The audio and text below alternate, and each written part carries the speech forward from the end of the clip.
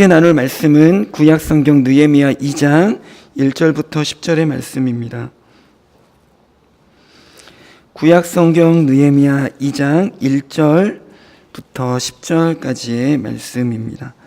제가 가진 성경으로는 구약성경 720쪽에 있습니다.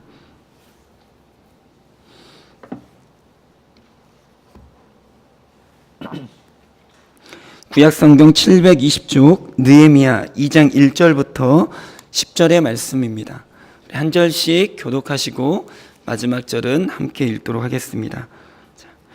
아닥사스다 왕 제20년 니산월에 왕 앞에 포도주가 있기로 내가 그 포도주를 왕에게 드렸는데 이전에는 내가 왕 앞에서 수심이 없었더니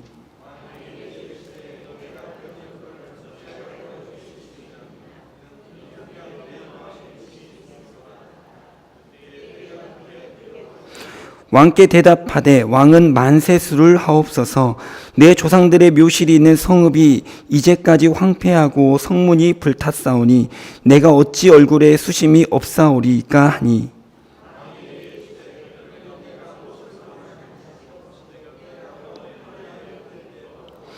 왕에게 아뢰되 왕이 만일 좋게 여기시고 종이 왕의 목전에서 은혜를 얻었사오면 나를 유다 땅 나의 조상들의 묘실이 있는 성읍에 보내어 그 성을 건축하게 하옵소서 하였는데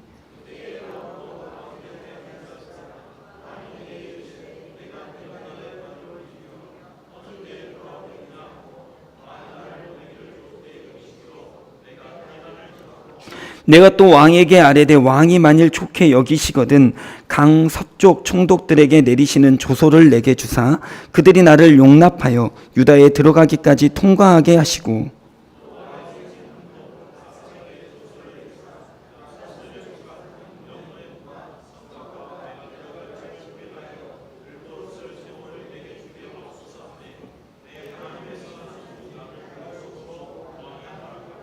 군대의 장관과 마병을 보내어 나와 함께하게 하시기로 내가 강 서쪽에 있는 총독들에게 이르러 왕의 조소를 전하였더니 호론 사람 산발락과 종이었던 암몬 사람 도비아가 이스라엘 자손을 흥왕하게 하려는 사람이 왔다함을 듣고 심히 근심하더라.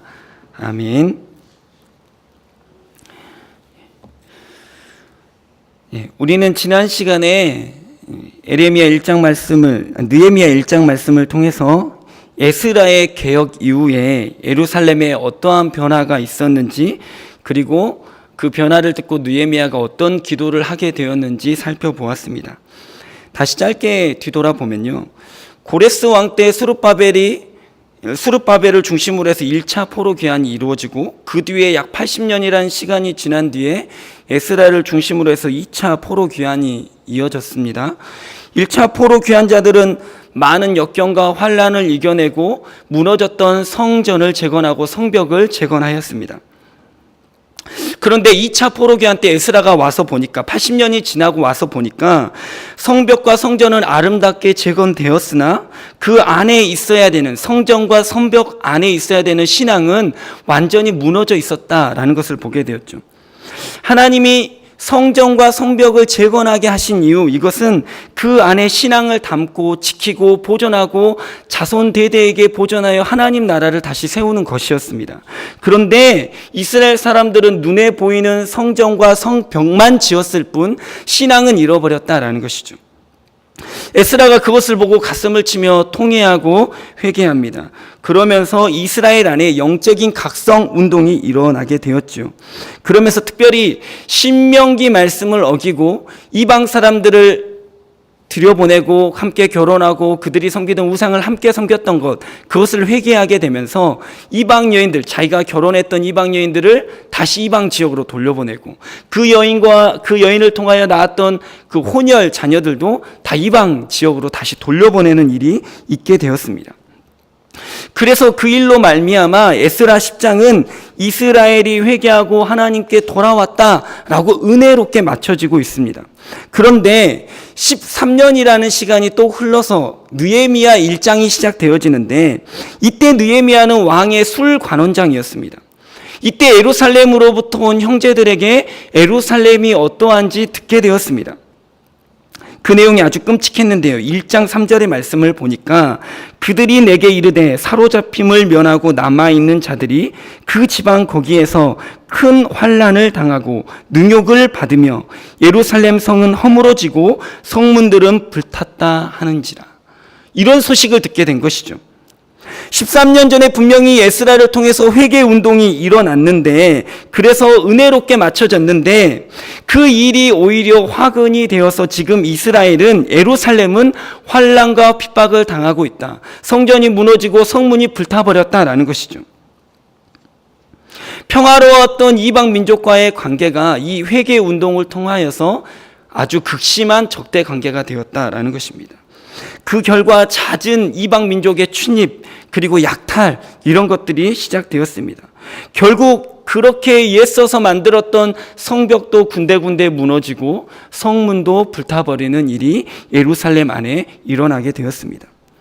느헤미야는 그 예루살렘의 소식을 듣자마자 주저앉아서 기도하기 시작합니다. 울면서 금식하며 기도합니다. 마치 에스라가 처음에 예루살렘에 돌아왔을 때 기도했던 것처럼 말입니다. 어떻게 기도하느냐? 황제의 곁을 떠날 수 없는 술관원장의 관직을 맡았지만 하나님 저에게 황제의 은혜를 입게 하셔서 예루살렘으로 돌아가게 하여 주옵소서. 무너진 예루살렘 성전과 성벽을 재건하는 일에 저를 사용하여 주옵소서. 이렇게 기도하였습니다. 여기까지가 우리가 지난 시간에 보았던 느헤미야 1장의 내용입니다.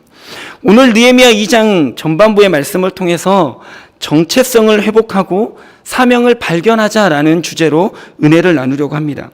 우리 2장 1절의 말씀 우리 한 번 더 읽어보도록 하겠습니다. 자, 읽겠습니다. 아닥사스다 왕 제20년 니산월에 왕 앞에 포도주가 있기로 그 포도주를 왕에게 드렸는데 이전에는 내가 왕 앞에서 수심이 없었더니. 시간적인 배경을 보면요, 1장 1절에 보면 아닥사스다 왕 제20년 기스르월이라고 나옵니다. 그런데 2장 1절에 보면 아닥사스다 왕 제20년까지는 똑같은데 월이 다르죠. 니산월이라고 나옵니다. 에레미야가 처음 1장 1절에서 예루살렘의 소식을 듣고 슬피 울며 기도하였던 때에서 약 4개월이라는 시간이 흘렀다라는 것을 우리에게 보여주고 있습니다. 그냥 시간이 4개월이 흐른 것이 아니라 느헤미야가 그렇게 기도하기를 4개월이 흘렀다라는 것이죠. 지난번에도 설명해 드렸는데요. 술관원장은 왕의 안전을 책임지는 사람입니다. 왕비도 왕에게 함부로 허락 없이 다가갈 수 없었던 그 시절, 이 술관원장은 항상 왕과 함께 있을 수 있었던 사람, 가장 신뢰받는 사람이었다라는 것이죠. 그 술관원장이 왕 앞에서 근심하는 얼굴이 있다라는 것은 절대로 있어서는 안 되는 일이었습니다. 왜냐하면 그 얼굴 표정을 통해서 왕을 암살하려는 시도가 있다라는 것을 감지할 수 있기 때문입니다.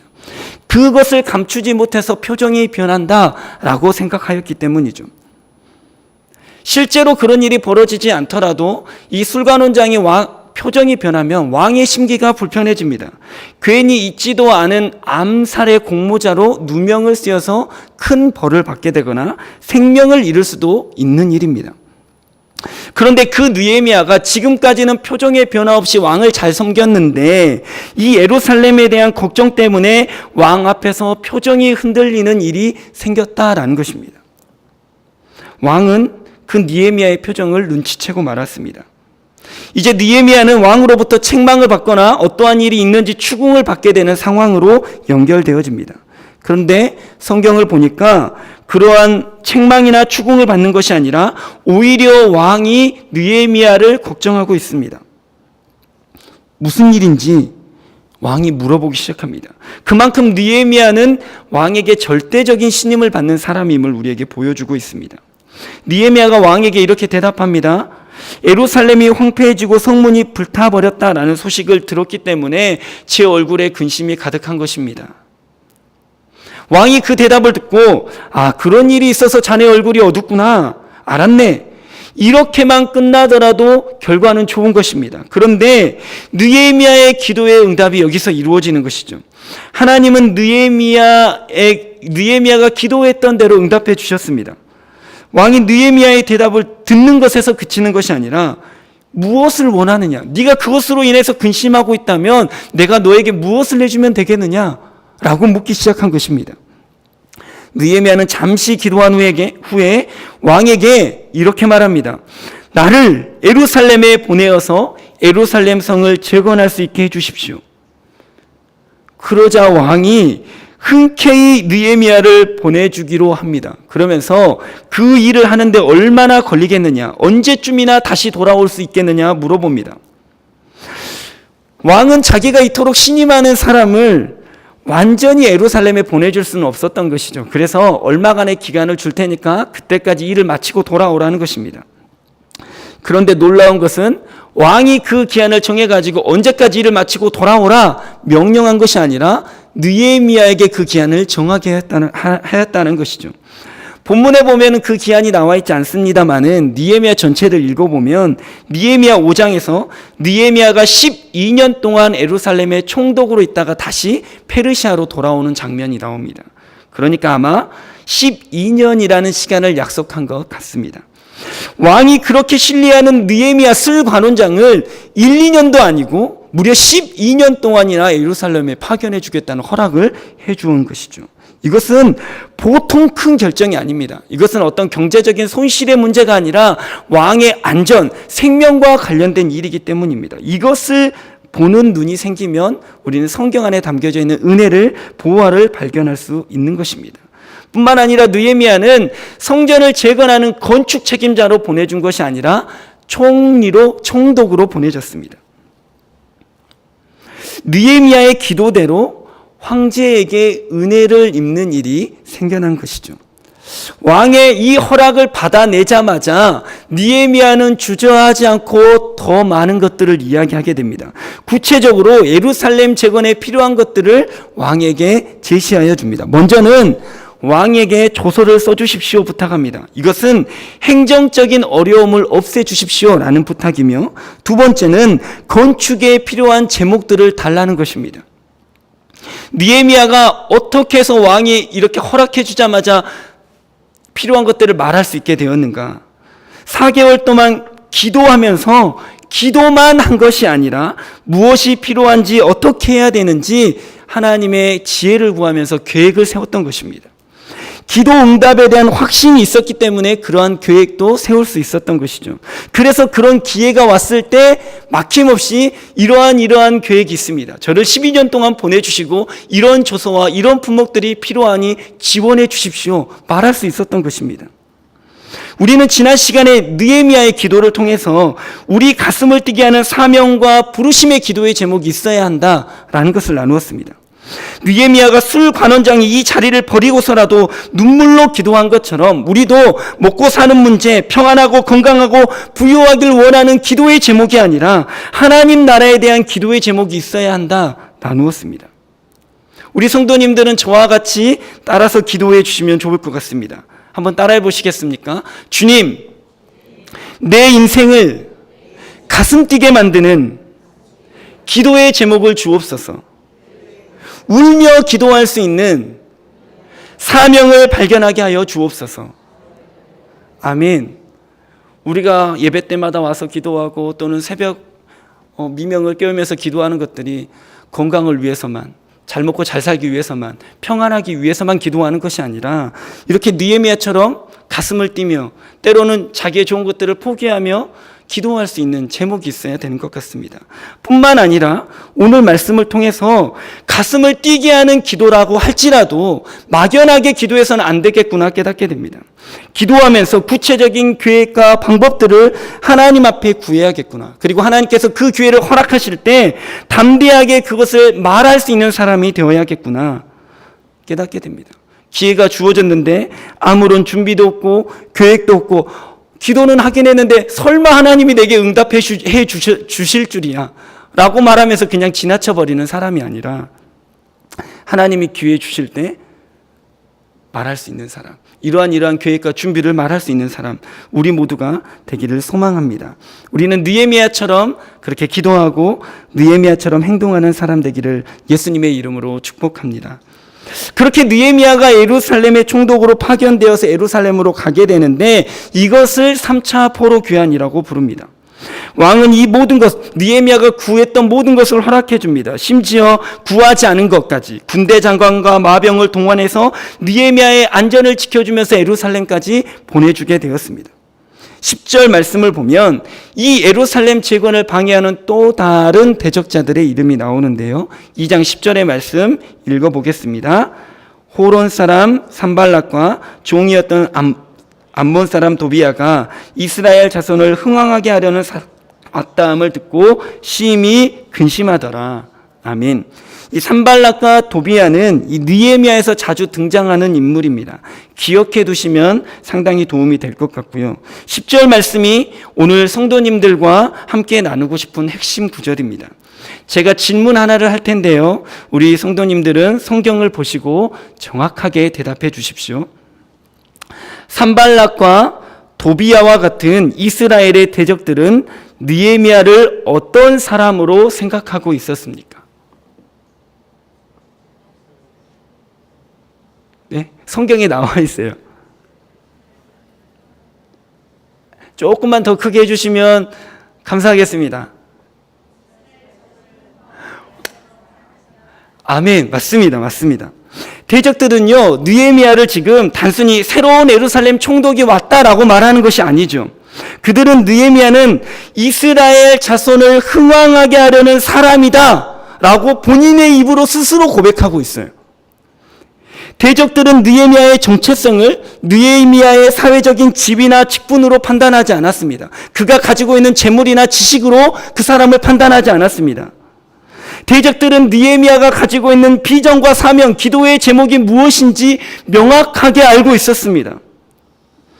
저는 이 말씀을 묵상하면서 대적들도 영적인 원수들도 우리의 정체성을 명확하게 알고 있는데 정작 우리 자신들은 우리의 정체성을 잊고 살아가거나 모르고 살아갈 때가 많구나 깨닫게 됩니다. 여러분은 여러분 자신의 정체성이 무엇이라고 생각하십니까?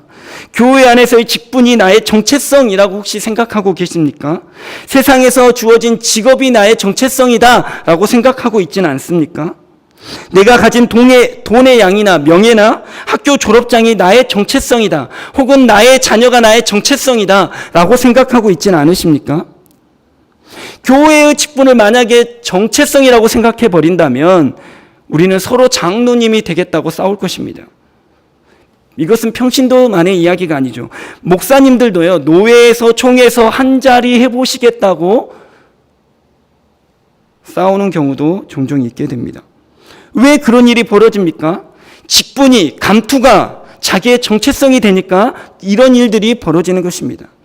심지어 지난 선거 기간에 선거에서 떨어진 후보가 자살하였다는 소식이 뉴스를 통해 보도되었습니다. 떨어졌으면 다음에 잘 준비해서 도전하면 되는 것입니다. 그 일이 자기의 부르신 일이 아니면 다른 일을 찾으면 되는 것입니다. 그런데 선거에서 떨어지니까 자살하기로 선택합니다. 수능에서 성적이 안 좋으니까 자살하기로 선택합니다. 왜요? 그것이 자기의 정체성이니까, 정체성을 잃어버리니까 삶을 포기하게 되더라 하는 것입니다. 죽음까지도 선택하게 되는 것이죠. 직분이나 자리, 직업이나 직급, 돈이나 학벌 이런 것들을 정체성으로 인식하는 사람은 만약에 자기가 원하는 대로 그 위치에 올랐다 하더라도 문제가 됩니다. 보통 문제가 아니죠. 어떤 일이 벌어질지 상상해 보십시오. 자기보다 낮은 직분, 적게 가진 돈, 짧은 학벌이다라고 생각하는 사람들을 어떻게 대할까요? 무시할 것입니다. 자기보다 훨씬 낫다 혹은 높다 더 많이 가졌다라고 생각하는 사람들 앞에서는 비굴해질 것입니다. 자기와 비슷한 위치에 있는 사람들은 경쟁자로 여기게 될 것입니다. 이 땅의 것을 자기의 정체성으로 삼는 사람들은 대부분 그렇게 살아갑니다. 우리는 이 땅의 것이 아니라 하나님의 말씀이 우리의 정체성인 사람들입니다. 하나님의 형상으로 지음받은 존재, 하나님의 자녀, 택하신 족속, 왕같은 제사장, 하나님의 소유된 백성, 이것이 우리의 정체성입니다. 말씀 안에서 우리의 정체성을 찾아갈 때 우리는 아름다운 존재, 존귀한 존재, 비교할 수 없는 존재가 되는 것입니다. 그래서 덜 가졌다고, 혹시 건강하지 못하다고, 무엇을 이루지 못하였다고 삶을 포기하는 일이 우리 안에 없는 것이죠. 그것 때문에 자존감이 낮아질 필요도 없는 것입니다. 그러므로 하나님을 아버지라 부르는 저와 여러분의 정체성은 모두가 똑같습니다. 그러므로 평등합니다. 그래서 우리는 하나님 안에서 한 형제와 자매입니다. 목사가 높고 평신도가 낮고 장로님이 높고 서리 집사는 낮고, 이런 사고방식은 전혀 성경적이지 않는 것이죠. 썩은 냄새가 펄펄 나는 세상의 사고방식입니다. 우리의 정체성은 같습니다. 우리는 평등합니다. 그래서 바울이 빌레몬에게 종이었던 오네시모를 형제로 받아들이라고 편지하는 것입니다. 여기서 헷갈리지 말아야 될 것이 있는데요. 우리의 정체성은 같지만 사명은 다르다라는 것입니다. 사명은 우리가 하나님의 형상, 하나님의 자녀, 왕 같은 제사장의 정체성을 가지고 이 땅에서 살아갈 때 각자에게 주어진 고유의 역할들입니다. 이 사명이라는 것은 비전이나 부르심이라는 이름으로 불리기도 합니다. 하나님의 나라가 커다란 퍼즐, 완성된 그림이라고 한다면 사명은 마치 각 사람에게 주어진 자그마한 퍼즐 조각과도 같습니다. 그래서 우리 한 사람 한 사람이 각자에게 주어진 이 퍼즐 조각, 하나님의 사명을 발견하고 감당하기 시작할 때 이 퍼즐은 자기 자리에 끼워지는 것입니다. 그리고 그렇게 제자리에 맞춰지는 퍼즐들이 많으면 많을수록 우리는 완성된 하나님 나라의 그림을 보게 되는 것이죠. 우리뿐만 아니라 하나님을 믿지 않는 세상의 사람들도 우리를 통하여 그 퍼즐 조각을 보게 되는 것입니다. 이것을 적용해 보겠습니다. 목사라는 직분은 하나님께서 저에게 사명을 이루기 위해서 주신 것입니다.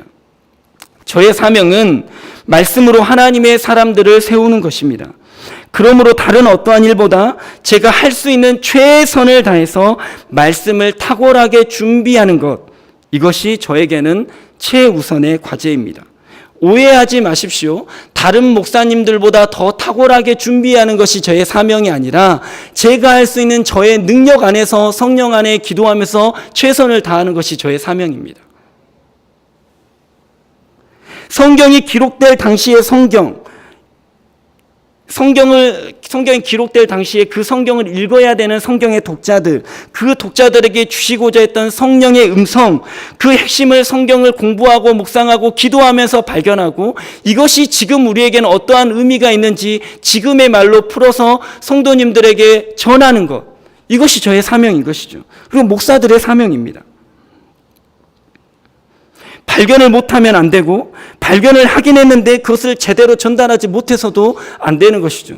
발견하기 위해서 몸부림치고, 발견했다면 그것을 더 정확하게 손실 없이 전달하기 위해서 몸부림쳐야 되는 것이 목사의 일입니다.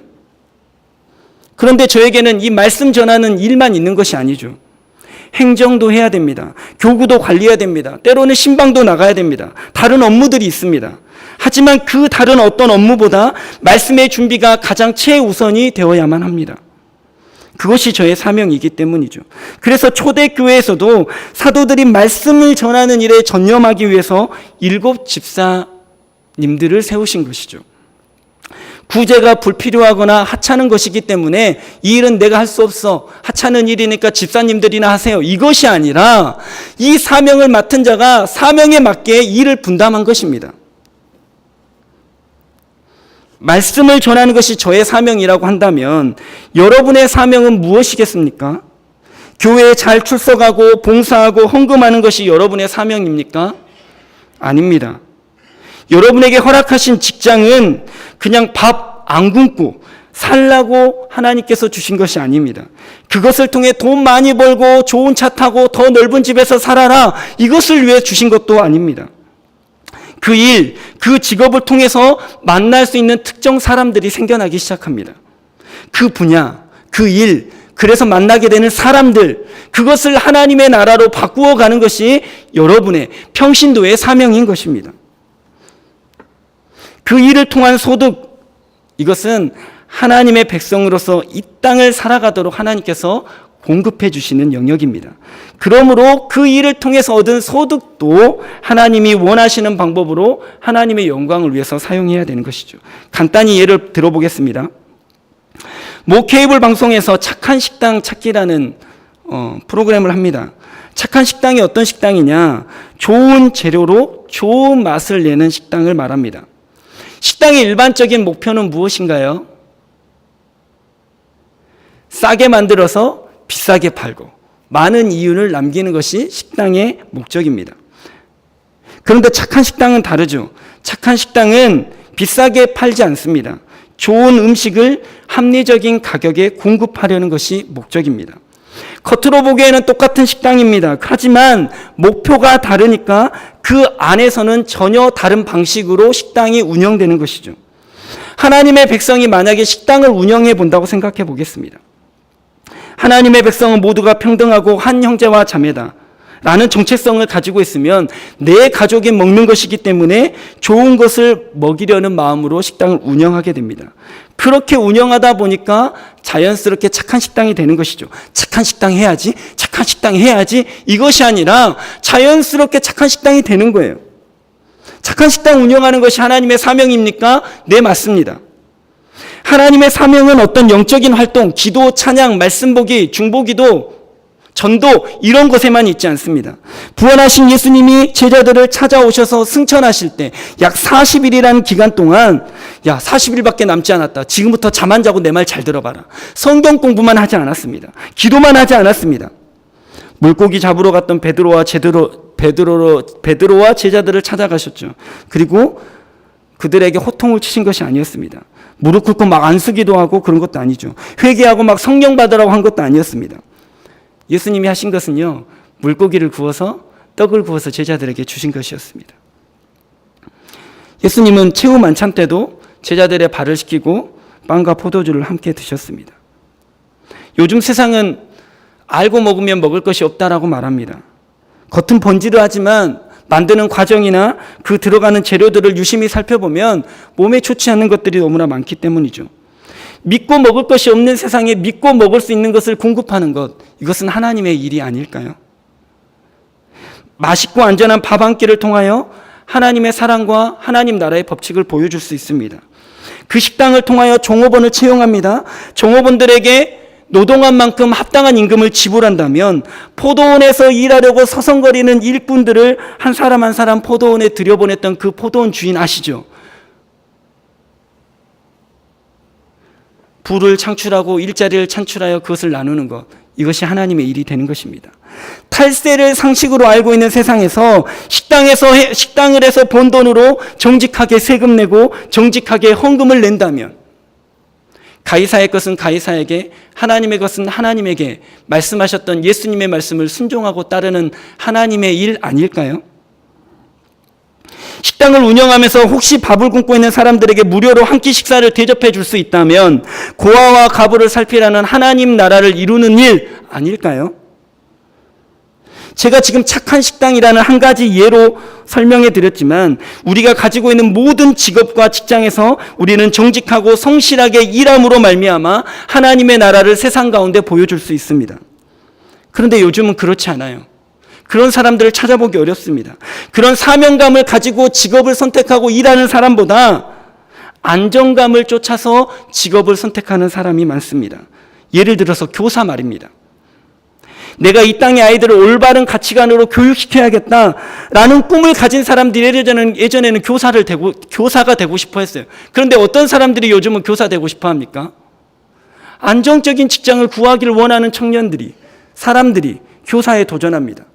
아무런 교육 가치관도 없이 밥벌이 해 먹어야겠다. 내가 밥 굶지 않아야겠다. 편하게 살아야겠다. 방학에는 쉬면서 돈 벌 수 있는 직장이 교사구나. 교사면 좋겠다. 이런 마인드로 교사를 선택하는 거예요. 그러니 교육이 난리 나는 것이죠. 우리나라 교육이 무너졌다고 말합니다. 왜 무너졌습니까? 전체적인 구조가 썩었지만 솔직히 말해서 언제는 안 썩었습니까? 우리 어르신들이 했어도 썩었었잖아요. 썩은 건 마찬가지잖아요. 그런데 더 큰 문제는 실제로 이 교육을 담당하는 일선의 교사들이 사명감을 가지고 있는 교사들이 없어졌다라는 것입니다. 저희 아버지 세대만 해도요, 훌륭한 선생님들이 많았습니다. 선생님들은 교육 정보를 전달하는 사람이 아니라 인생의 가치관을 가르쳐주고 사람과 사람 사이의 관계를 지도해주는 분이셨습니다.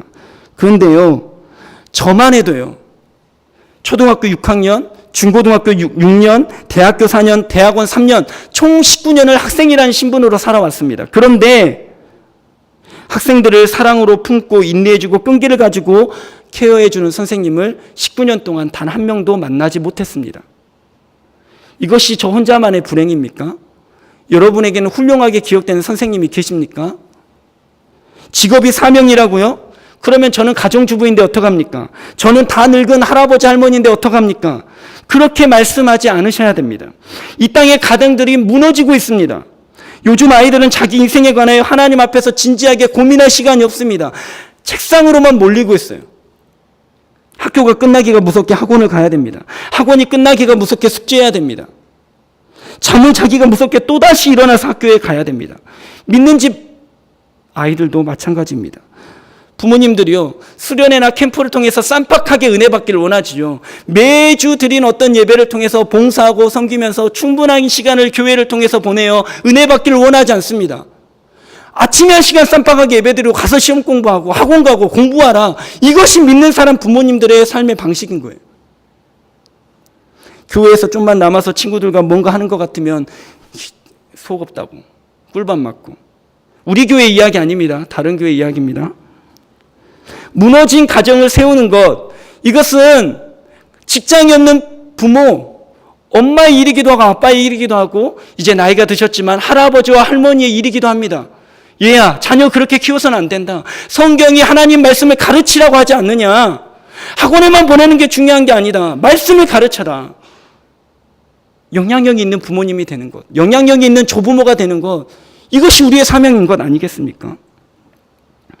본토 친척 아비집을 떠나라고 말씀드렸던 아브라함의 나이 75세, 모세가 사명을 받은 것 80세, 이 땅을 내게 주셔서 헤브론 땅을 주라고 기도했던 갈렙의 나이가 85세, 여기서 75세 밑에 나이면 모두 무릎 꿇고 순종해야 됩니다. 조지 휘필드 목사님은 이렇게 고백했습니다. 나는 녹슬어 없어지기보다는 닳아 없어지기를 원하노라. 닳아 없어지는 인생 되기를 소망합니다. 아끼다 세상 말로는 똥 된다고 그러죠. 아끼다 그냥 건강하게 평안하게 하나님 부름 받으면 가는 것이 아니라 이 육체 하나님 녹슬어질 때까지, 닳아 없어질 때까지 한번 사용해 주십시오. 이런 마음이 우리 안에 있어야 되는 것이죠. 그것을 믿음의 유산으로 물려줄 수만 있다면 나이 드신 분도 충분하게 사명을 감당하시는 것입니다. 사도행전 19장 보니까요, 바울이 에베소에서 전도할 때 일이 기록되어 있는데요, 얼마나 우리의 정체성이 중요한지 성경이 설명합니다. 제가 읽어드리겠습니다. 14절부터인데요. 유대의 한 제사장 스게와의 7 아들도 이 일을 행하더니 악기가 대답하여 이르되 내가 예수도 알고 바울도 알거니와 너희는 누구냐 하며 악기 들린 사람이 그들에게 뛰어올라 눌러 이기니 그들이 상하여 벗은 몸으로 그 집에서 도망하는지라. 아멘. 제사장 스게와 그 7 아들들이 예수의 이름으로, 예수님의 이름으로 귀신을 쫓아내려고 했습니다. 그런데 그 귀신이 뭐라고 그러느냐? 내가 예수도 알고 바울도 아는데 너희는 도대체 누구냐? 라고 말합니다. 이 제사장과 7 아들에게는 하나님 백성으로서의 정체성이 없었던 거예요. 종교적인 직분만 가지고 있었지, 그래서 바울의 전도팀이 했던 것을 따라 흉내만 냈던 것이지 그 안에 진짜 신앙의 정체성은 없었던 것이죠. 겉으로는 종교적인 정체성이 똑같아 보였지만 실제 안을 들여보니까 다른 정체성을 가지고 살고 있었다라는 것입니다. 먼저 우리는 우리의 정체성을 회복해야만 합니다. 그리고 사명을 찾아야 되는 것이죠. 그 사명을 이룰 구체적인 일들을 발견해 나가야만 합니다. 느헤미야는요, 하나님의 백성으로서 이 정체성이 확실한 사람이었습니다. 느헤미야는 예루살렘 회복이라는 사명을 발견했습니다. 그리고 그 사명을 이룰 한 가지 일, 예루살렘 성벽 재건이라는 구체적인 일을 감당하기 위해서 기도하기 시작했습니다. 4개월간이라는 끈질긴 기도 끝에 황제의 은혜를 입어서 술관원장이라는 직분을 가지고 있음에도 불구하고 예루살렘 총독으로 파견받게 되었습니다. 무려 12년 동안. 그래서 대적들이 느헤미야를 지금 예루살렘에 새로운 총독이 왔다라고 부르는 것이 아니라 이스라엘 자손을 흥왕하게 하려고 온 사람이다라고 부르고 있습니다. 우리도 그렇게 불리기를 소망합니다. 그냥 목사님 말고, 그냥 장로님, 권사님 말고, 그냥 직장에서 부장님, 과장님 말고, 그냥 누구 엄마, 누구 아빠 말고 세상의 사람들이 우리를 부를 때 느헤미야를 부르는 것 같은 그 정체성을 우리가 가지기를 소망합니다. 누군가 저를 부를 때 키 크고 잘생긴 목사님이야 라고 말하면 저는 기분 좋을 것입니다. 못생긴 목사님보다 낫잖아요. 작년에 새로운 부목사야 라고 말하는 것보다 저는 저 목사님은 말씀을 말씀대로 전해주시려고 몸부림치는 목사님이야. 그 말씀대로 살아가려고 노력하는 목사님이야 라고 불러주면 너무나 기쁘고 감사할 것 같습니다. 우리가 이 정체성을 회복하고 사명을 발견하여 감당하려고 한다면 어떠한 일이 일어날까요? 10절 한번 하나님 말씀 보겠습니다. 10절 마지막 부분 보니까요. 근심하더라 나와 있습니다. 근심하더라. 누가 근심합니까? 대적들이 근심하는 거예요. 우리가 정체성을 잃어버리면, 사명을 감당하지 못하면 우리는 하나님을 근심케 하는 자가 됩니다. 하지만 우리가 정체성을 회복하고 사명을 감당하면 원수들이 우리를 걱정하고 두려워하는 자가 된다는 것입니다. 세상이 감당치 못하고 세상이 두려워하는 사람이 된다라는 것입니다. 하나님 나라의 위대한 군사가 되는 것이죠. 우리 모두 이 말씀을 통해서 정체성을 회복하고 느헤미야처럼 사명을 발견하여 원수를 두렵게 하고 떨게 만드는 십자가의 군병으로 쓰임받는 사람들 되기를 예수님의 이름으로 간절히 축복합니다. 아멘. 기도하겠습니다.